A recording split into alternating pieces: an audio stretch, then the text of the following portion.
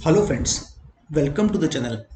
दोस्तों, आज के इस वीडियो में मैं ऑप्शंस ट्रेडिंग की कुछ ऐसी ट्रिक्स आप लोगों के साथ में शेयर करूंगा जिसको अगर आप फॉलो करते हैं और डिसिप्लिन के साथ में फॉलो करते हैं अपने हर एक ट्रेड के लिए, तो ऑप्शंस सेगमेंट के थ्रू शायद आप उतनी कमाई कर सकते हैं जितना आपने लाइफ में कभी सोचा नहीं होगा। लाखों रुपए आप इस काउंटर से, इस सेगमेंट से कमा सकते हैं। लेकिन ये जो 7 ऑप्शन ट्रिक्स हैं, इसको आपको डिसिप्लिन के साथ में प्रैक्टिस करना पड़ेगा, उसे अपने ट्रेड में फॉलो करना पड़ेगा। और ये 7 ट्रिक अगर आपने फॉलो कर ली तो आप खुद मुझे कमेंट करके बताना कि कितना फायदा आपको इन ट्रिक्स से हुआ। देखिए, ऑप्शंस मार्केट जो है वो एक बहुत हॉट फेवरेट सेगमेंट है।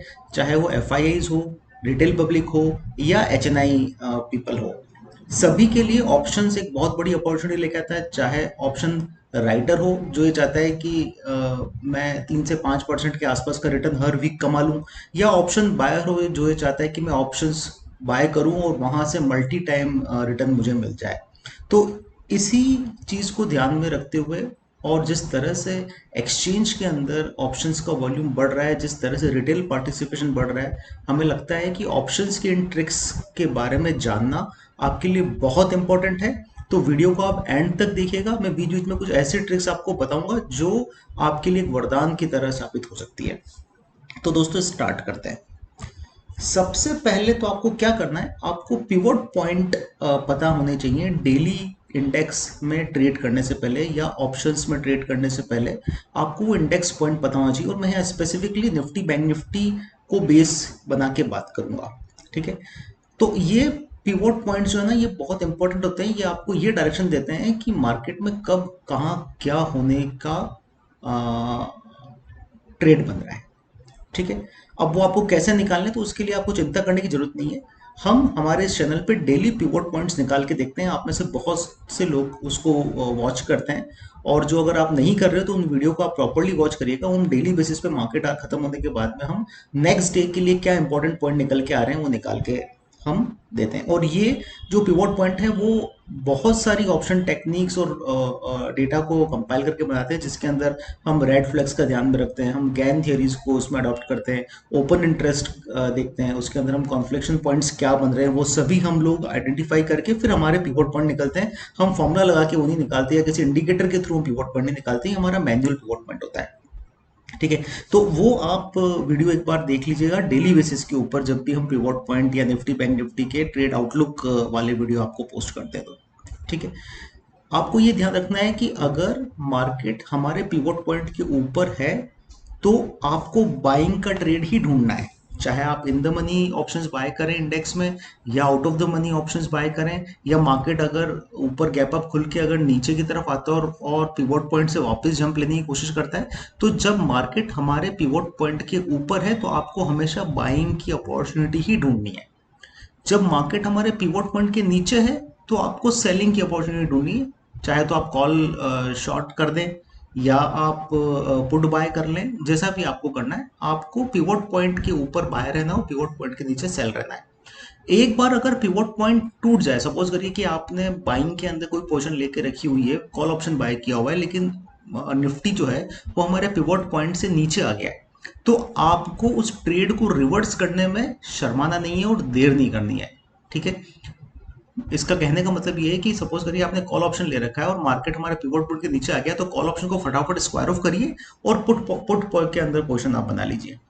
ठीक है, तो ये 4 चीजें आप हमारी ध्यान में रखिएगा। अब यहां से मैं आपको 7 पॉइंट बताऊंगा जो आपको ध्यान में रखना चाहिए। पहला तो हो गया, आपको सबसे पहले ये चूज करना पड़ेगा कि आप कौन से सेगमेंट में काम करना चाहते हैं ऑप्शंस के अंदर। क्या आप इंडेक्स के अंदर काम करना चाहते हैं? ठीक है, या आप स्टॉक्स के अंदर काम करना चाहते हैं ऑप्शंस के अंदर? ठीक है, और इंडेक्स में काम करना चाहते हैं तो क्या आप निफ्टी में काम कर रहे हैं, बैंक निफ्टी में काम कर रहे हैं, या फिर निफ्टी में काम कर रहे हैं? है ना? देखिए, तीनों के लिए चीजें अलग अलग निकल के आएंगी, तीनों के लिए उनका चार्ट पैटर्न्स अलग अलग होगा। जिस तरह से हर चीज का डॉक्टर अलग होता है, उसी तरह से निफ्टी के चार्ट अलग होते हैं, बैंक निफ्टी के चार्ट्स अलग होते हैं, उनको इफेक्ट करने वाले कंपोनेंट्स अलग अलग होते हैं। तो आप सबसे पहले एक चीज आइडेंटिफाई करिए कि आपको कौन सा सेगमेंट फॉलो करना है अपनी ऑप्शन ट्रेडिंग के लिए। आप इनिशियल लेवल पे हैं, अगर आप बिगिनर हैं तो आप मिक्स मत करिए कि आज तो आपने निफ्टी का कॉल ले लिया, कल आप बैंक निफ्टी में आ गए, फिर निफ्टी में आ गए, फिर आप स्टॉक्स में आ गए, फिर आप उन स्टॉक्स को के कॉल ऑप्शन बाय कर लिए जो बहुत इंडेक्स हैवी काउंटर है, जैसे रिलायंस हो गया, एक्सिस बैंक हो गया, आईसीआईसी बैंक, टीसीएस, इन्फोसिस। और या फिर आपने कुछ ऐसे स्टॉक्स आइडेंटिफाई कर लिए जैसे एमएफएसएल हो गया या वोल्टास हो गया, जिसके अंदर उतना वॉल्यूम नहीं है। तो आप सबसे पहले ये चूज करिए कि आपको कौन से सेगमेंट के अंदर, और सेगमेंट के अंदर कौन सी कैटेगरी के अंदर आपको ऑप्शन ट्रेडिंग करनी है। एक बार अगर आप चूज कर लेते हैं कि मुझे निफ्टी में काम करना है, तो अब आपको सिर्फ निफ्टी के लिए आगे वाले 6 पॉइंट्स देखना है। अगर आप ये चूज करते हैं कि मुझे बैंक निफ्टी में काम करना है, तो आप आगे वाले पॉइंट्स को केवल bank Nifty point of view से आप ध्यान में रखिएगा। ठीक है, तो ये क्लियर कर लीजिए आप, और नोट कर लीजिएगा इन सभी पॉइंट को कि प्लान बनाने से पहले मुझे ये चीजें ध्यान रखनी है। अब सेकंड डे आ गया, सेकंड हमारा पॉइंट आ गया कि एक्सपायरी डेज का क्या करें। देखिए, इंडेक्स के अंदर वीकली एक्सपायरी होती है। गुरुवार को निफ्टी बैंक निफ्टी की वीकली एक्सपायरी होती है, और मंगलवार को फिन निफ्टी की वीकली एक्सपायरी होती है। उसी तरह से स्टॉक की एक्सपायरी मंथ एंड वाले गुरुवार को होती है। ठीक है, तो आपको ये ध्यान रखना है कि वीकली एक्सपायरी वाले जितने भी कॉन्ट्रैक्ट्स हैं, पर्टिकुलरली इंडेक्स वाले, आपको ट्यूसडे और थर्सडे के दिन, अगर आप एक्सपायरी वाले ट्रेड लेते हैं, वीकली एक्सपायरी वाले, तो वहां पे आप अपनी क्वांटिटी को छोटा रखेंगे, स्मॉल क्वांटिटी रखेंगे। उसका पर्पज ये है कि देखिए, वो सारे कॉन्ट्रैक्ट उस पर्टिकुलर डे पे एक्सपायर होने वाले हैं। अगर आप ट्यूसडे कर रहे हैं और फिन निफ्टी लिया हो, तो वो फिन निफ्टी एक्सपायर होने वाला है, तो आपको प्रीमियम तो कम मिलेगी। आपको ये भी लगेगा कि यार 2 रुपए की चीज मेरी 200 रुपए हो सकती है, वो होगी, लेकिन साल में केवल एक बार होगी। ठीक है, तो उसकी प्रोबेबिलिटी बहुत कम होगी, क्योंकि आप समझिए कि बहुत से लोग उस दिन अपने सौदे उसमें एंटर करेंगे, कॉल बाय करेंगे। तो ये सेलर के लिए राइट प्लेटफॉर्म होता है कि इस उम्मीद में बायर बाय करता है कि मेरे को यहाँ से मल्टीफोल्ड रिटर्न मिल सकता है, तो वहां पर वो सेल कर देता है और छोटा सा प्रॉफिट लेके आता है। ये साइकोलॉजिकल गेम खेलता है ऑप्शंस के अंदर राइटर। तो जिस दिन एक्सपायरी है, वीकली एक्सपायरी की बात करूं, मैंने मंथली बात नहीं करी है, जिस दिन वीकली एक्सपायरी है उस दिन आपकी क्वांटिटी ऑप्शंस में कम होनी चाहिए। ठीक है, नॉर्मली हम क्या करते हैं कि 1000 क्वांटिटी बाय कर ली, 5000 क्वांटिटी बाय कर ली, 500 क्वांटिटी बाय कर ली। तो वीकली ऑप्शंस के टाइम आपकी क्वांटिटी मिनिमम होनी चाहिए, कम होनी चाहिए। ठीक है, लेकिन अगर आप मंडे को, वेडनेसडे को और फ्राइडे को ट्रेड करते हैं, इस दिन क्या होता है, इन तीनों दिन प्रीमियम ज्यादा होती है, स्पेशली फ्राइडे के दिन, क्योंकि थर्सडे के बाद में नई एक्सपायरी स्टार्ट हो जाती है, तो फ्राइडे के दिन प्रीमियम ज्यादा होती है। तो वहां पर बड़े मूव आने के चांसेस ज्यादा होते हैं, क्योंकि नए कॉन्ट्रैक्ट होते हैं, फ्रेश कॉन्ट्रैक्ट्स होते हैं। ठीक है, उनमें प्रीमियम ज्यादा होती है, प्रीमियम बढ़ा के भी रखी जाती है ताकि आने वाले 2 या 3 दिन के अंदर उन प्रीमियम को कम किया जाए। तो ये जो ऑड डेज हैं, मंडे वेडनेसडे और फ्राइडे, जो एक्सपायरी डेज नहीं है, वहां पे आप चाहें तो बड़ा ट्रेड ले सकते हैं। आपको 1000 क्वांटिटी भी लेनी है, 5000 क्वांटिटी भी लेनी है, तो आप एक्सपायरी डेज जहां पर हैं वहां पे नहीं लेके आप नॉर्मल डेज में बड़ी क्वांटिटी लेंगे। ठीक है, ये होगी वीकली इंडेक्स की बात।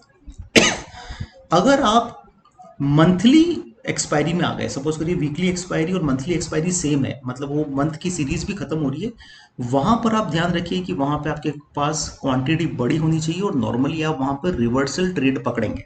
मतलब अगर मान लीजिए 400-500 पॉइंट मार्केट अगर नीचे खुला है बैंक निफ्टी का, तो इस बात के 70-80% चांसेस हैं कि मार्केट उस दिन ट्रैप कर सकता है, और 400-500 पॉइंट की जो मंदी हुई है उसको पूरा का पूरा कवर करके मार्केट प्लस में भी आ सकता है।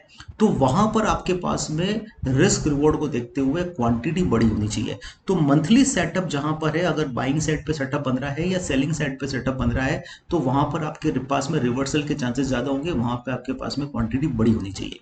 सपोज करिए कि ट्रेंड चल के आ रहा है कि कंटिन्यूअसली तेजी हो रही पिछले 3 दिन 4 दिन से। ठीक है, और गुरुवार के दिन भी जो मंथली एक्सपायरी था, उस दिन भी मार्केट 200 पॉइंट की प्लस दिखाता है बैंक निफ्टी के अंदर, या 300 पॉइंट का प्लस ओपन होता है, तो वहां पर आपको वापस से बड़ी क्वांटिटी बाय नहीं करनी है, वहां पे आपको रिवर्सल ट्रेड ढूंढना है। तो मेरे कहने का मतलब ये है कि मंथ एंड वाली सीरीज के अंदर आप रिवर्सल ट्रेड ढूंढने की कोशिश करेंगे, और वहां पर आपको कोई भी प्राइस सेटअप बन जाए, चाहे वो हैमर बने या शूटिंग स्टार बने या एनगल्फिंग बने या डोजी जैसा फॉर्मेशन आपको बनता हुआ दिखाई दे, तो वहां पर आपके पास में अपने सेटअप के हिसाब से बड़ी क्वांटिटी होनी चाहिए। ठीक है। तो इस स्लाइड का मतलब ये हुआ कि बड़ी क्वांटिटी हमें कब करनी है, जब मंथली सीरीज की एक्सपायरी वाला दिन हो, ठीक है, या फिर नॉर्मल डेज हो, मंडे वेडनेसडे और फ्राइडे, जहां पर हम एक्सपायरी के लिए ट्रेड नहीं कर रहे हैं। जिस दिन हम एक्सपायरी के लिए ट्रेड करेंगे उस दिन हमारी क्वांटिटी छोटी होनी चाहिए। तीसरी चीज जो हमें ध्यान में रखनी है कभी भी ऑप्शन ट्रेडिंग करते समय, कि हमें ओआई डेटा को रीड करते हुए आना चाहिए। ये एक मस्ट है। ओआई मतलब ओपन इंटरेस्ट, कि कितने कॉन्ट्रैक्ट कौन सी स्ट्राइक प्राइस पे ओपन खड़े हुए हैं।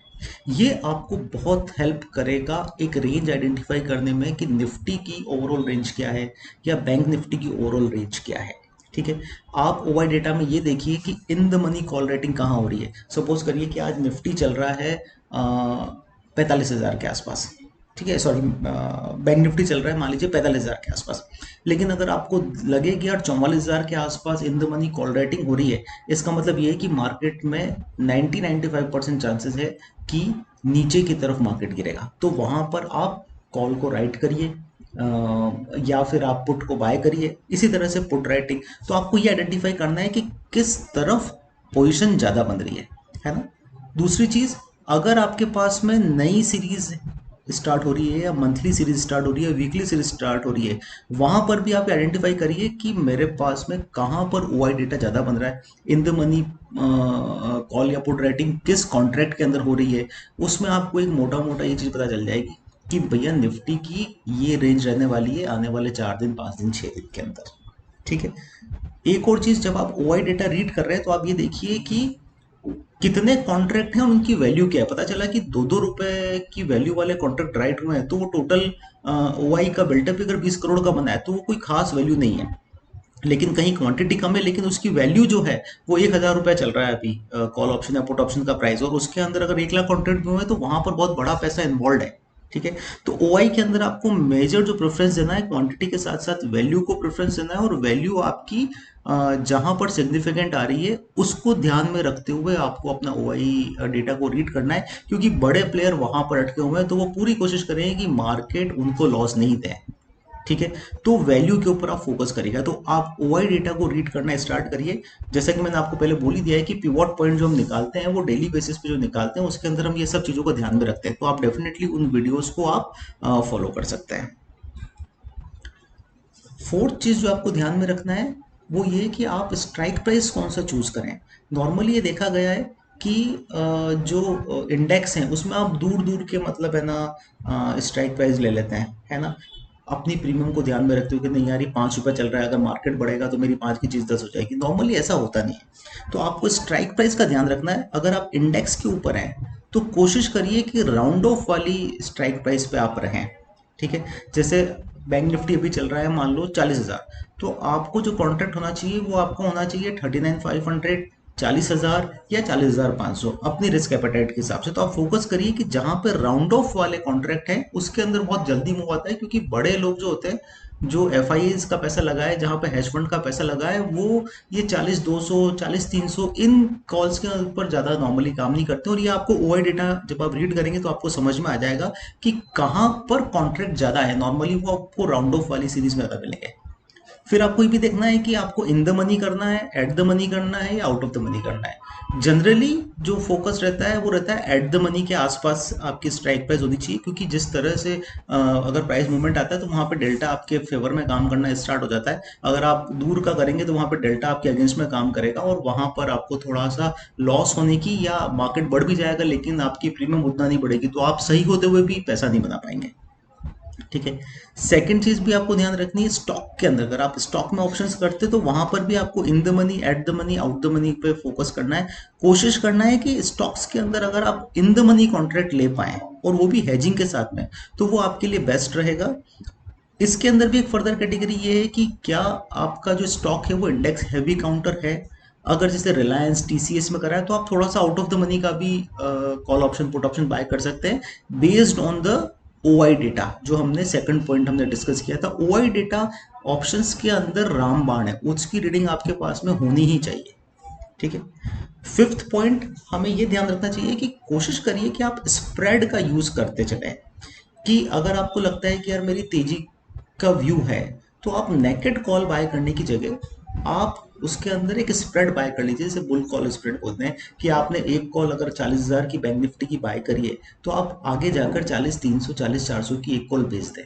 ठीक है, उससे क्या होगा, एक तो मार्जिन रिक्वायरमेंट इतनी ज़्यादा नहीं है, 17,000 20,000 के आसपास आपका मार्जिन लगेगा, तो कोई नेट मार्जिन रिक्वायरमेंट उसकी इतनी ज़्यादा नहीं है। ठीक है, और ऐसे में पहले कॉल को बाय करिएगा, फिर आप सेल करेंगे तो आपका मार्जिन कम लगेगा। अदरवाइज पहले अगर आपने सेल कर दिया तो 1 1.5 लाख का 1.5 लाख का मार्जिन लग जाएगा। तो पहले बाय करिए, बाय करने के बाद में क्या होता है कि एक्सचेंज आपको उस बाय के अगेंस्ट में मार्जिन को रिड्यूस कर देता है, तो आपका 20,000 के अंदर अंदर आपका एक नेट स्प्रेड खड़ा हो जाएगा, बुल कॉल स्प्रेड, अगर आप 1:1 रेशो बनाते हैं तो। ठीक है, अब आपका बेनिफिट क्या होगा कि आप मान लीजिए कि आपने 40,000 का इन द मनी का कॉल ऑप्शन बाय करा है और उसके अगेंस्ट में 40,300 का अगर आपने बेच दिया, तो आप ऊपर 300 रुपए तक आप मतलब सेफ हो जाएंगे। तो जो प्रीमियम आपने बेची है वो आपकी ओवरऑल कॉस्ट से कम हो जाएगी, और उसको आप स्टॉप लॉस के अंदर आप एडजस्ट कर सकते हैं। ठीक है, तो इस तरह से आपका इफेक्टिव स्टॉप लॉस कम हो जाएगा, है ना। सिमिलरली अगर आपका व्यू नेगेटिव है तो आप बियर पुट स्प्रेड बना सकते हैं। कई कई बार ऐसा होता है, ये स्प्रेड की स्पेलिंग गलत आ गया है, तो आप इसको थोड़ा सा अंडरमाइन करिएगा अभी। रेशो स्प्रेड बनाते हैं जहां पर आपको लगता है कि नहीं यार मार्केट बहुत ही थका हुआ है, तो मैं एक बाय करूंगा उसके अगेंस्ट में दो शॉर्ट करूंगा। तो इस तरह के रेशो स्प्रेड आप दूर के ऑप्शंस के बना सकते हैं, ताकि आपका नेट आउटफ्लो में जो रिस्क है स्टॉप लॉस की वो और कम हो जाए। ठीक है, वीकली और मंथली कॉन्ट्रैक्ट के अंदर भी आप ये चीज़ देख सकते हैं। वीकली के अंदर आप नॉर्मली मतलब जो स्प्रेड बनाते हैं उसके अंदर आपका वो देखना चाहिए कि क्योंकि प्रीमियम वहाँ पे जल्दी कम होगी। ठीक है, तो आप जो 1:1 का स्प्रेड अगर आप बना रहे हैं तो कोशिश करिएगा कि वो मंथली कॉन्ट्रैक्ट में आपका 1:1 से ज़्यादा का स्प्रेड नहीं हो। वहां पर आप रेशो स्प्रेड बनाने की कोशिश जनरली मत करिएगा, क्योंकि कोई भी बड़ा मूव आ सकता है। आजकल निफ्टी मतलब डेली बेसिस पे 200 250 पॉइंट ऊपर नीचे हो ही जाता है। तो वहां पर अगर आपने रेशो स्प्रेड में 1:2 बना दिया, 1:2:3 बना दिया, या 1:3 बना दिया, तो किसी एक तरफ भी अगर बड़ा मूव आया ना तो आपकी पोजीशन खत्म हो जाएगी और आप वहां पर बहुत बड़ा लॉस करके बाहर निकलना पड़ेगा। तो स्प्रेड को आप बहुत सोच समझ के बनाइएगा। मंथली कॉन्ट्रैक्ट में जनरली आप मतलब है ना बड़ा स्प्रेड बना के मत चलिएगा। ठीक है, सिक्स्थ और बहुत इंपॉर्टेंट पॉइंट है कि हर ऑप्शन ट्रेड में, आप चाहे वो स्टॉक में करें या इंडेक्स में करें, आपके पास में एक एग्जिट प्लान होना चाहिए। ठीक है, बहुत ही बुकिश नॉलेज है ये कि ऑप्शन बायर अनलिमिटेड प्रॉफिट कमा सकता है।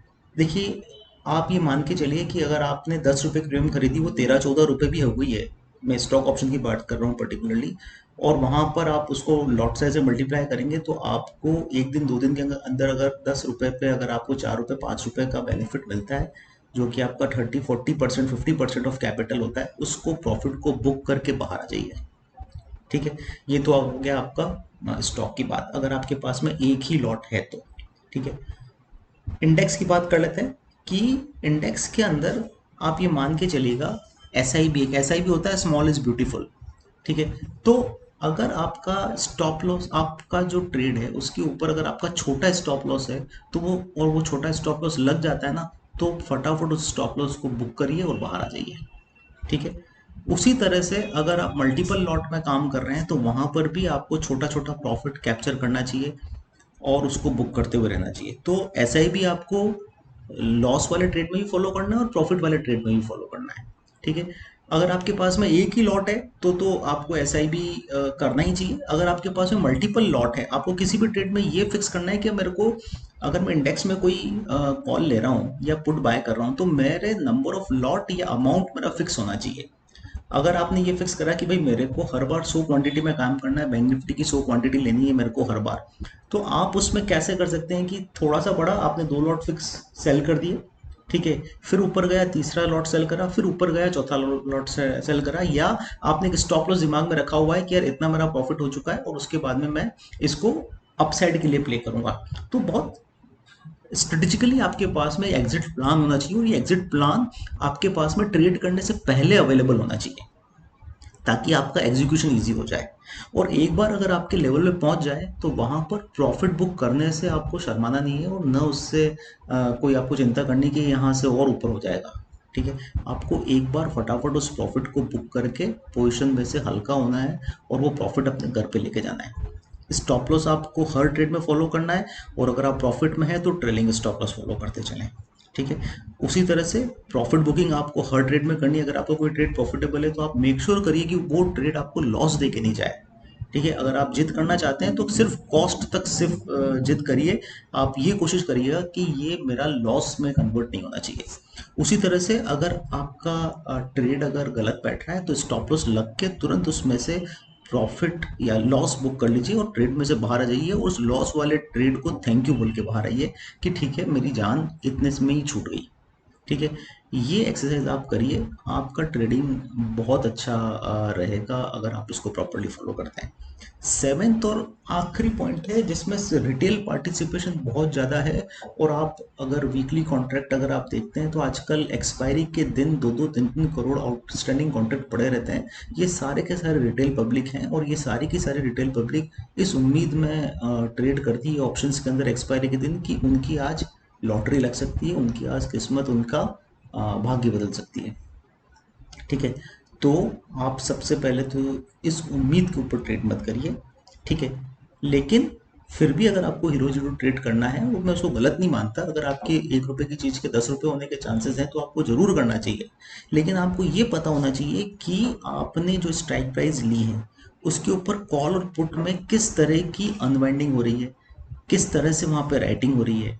ठीक है, कहाँ पर शॉर्ट कवरिंग इंक्रीज हो रही है, ये चीज़ आपको ओआई डेटा से आपको ध्यान में रखनी चाहिए। ठीक है, तो ये आपके पास में पता होना चाहिए कि कौन से स्ट्राइक के ऊपर चेंज हो रहा है, कि मार्केट इससे नीचे नहीं जाएगा या इसके ऊपर नहीं जाएगा, है ना। तो ये आपको बिल्कुल ओआई डेटा से आपको समझ में आ जाएगा।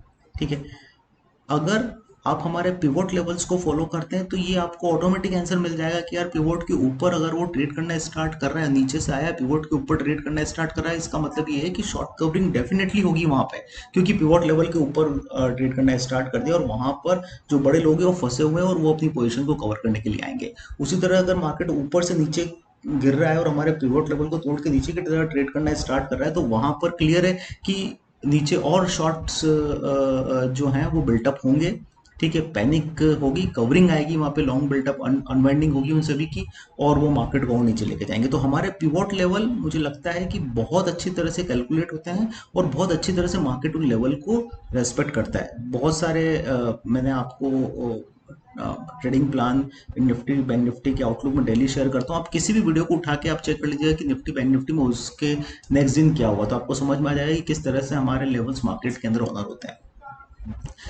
और एक चीज और ध्यान रखिएगा कि एक्सपायरी डे के दिन आप ये कोशिश करिएगा कि आप जितनी बार हो एट द मनी के आसपास रहें, क्योंकि वहां पर आपका डेल्टा आपके फेवर में काम करना स्टार्ट करेगा। अगर मूव आया भी ना, अगर मान लीजिए आप ये होप करते हैं कि 2 बजे के बाद में मूव आएगा, तो वहां पे आपको एट द मनी रहना बहुत जरूरी है ताकि आपको मैक्सिमम बेनिफिट मिल पाए। तो ये सारी चीज़ें हैं, ये 7 प्लान जो मैंने आपको एक्सप्लेन करें, उनको आप प्रॉपरली पहले आप राइटिंग में प्रैक्टिस करिए, पहले आप उन सब चीज़ों को रिवाइज करिए, समझिए। उन 7 प्लान को अगर आप अपने ट्रेडिंग जर्नी के अंदर इंक्लूड करते हैं, आई एम श्योर आप सभी का एक्सपीरियंस ट्रेडिंग के अंदर बहुत अच्छा रहने वाला है। और मतलब अगर आप पैसा गंवा रहे हैं मार्केट में, तो इतनी मैं आपको अश्योरिटी दे सकता हूँ कि मार्केट में आपका पैसा लॉस होना बहुत कम हो जाएगा और आपके विनिंग ट्रेड बहुत ज़्यादा निकलेंगे। ठीक है, मैं वीडियो को यहीं पे एंड कर रहा हूँ। अगर आप हमारे साथ में डीमैट और ट्रेडिंग अकाउंट खुलवाना चाहते हैं तो इस नंबर पे आप हमसे कोऑर्डिनेट कर सकते हैं और हम आपकी एज ए ब्रोकर पूरी तरह से आपकी मदद करेंगे। हर ट्रेड में हम आपके साथ में रहेंगे। डिस्क्लेमर शीट आप इसको प्रॉपरली पढ़ लीजिएगा। चैनल पे बने रहने के लिए धन्यवाद। अगर आपको चैनल का कंटेंट अच्छा लग रहा हो तो चैनल को लाइक करें, सब्सक्राइब करें, शेयर करें। Thank you so much.